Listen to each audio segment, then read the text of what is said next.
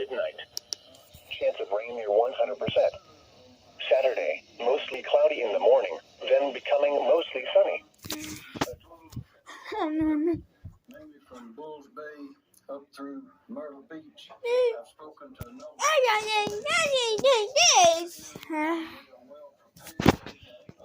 Or any other emergency management as far as actual damage is concerned. I remind people, as John Quirello just said, there's water on the roads. We've seen been reported to us as a result of the storm.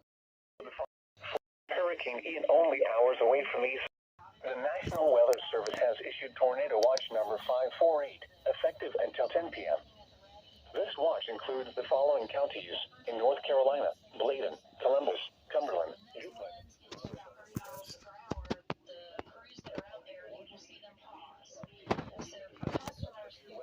Including tornadoes, large hail and damaging winds in and close to the watched area. While severe weather may not be imminent, persons should remain alert for rapidly changing weather conditions and listen for later statements and possible warnings. Stay tuned to NOAA weather radio, commercial radio and television outlets, or internet sources for the latest severe weather information.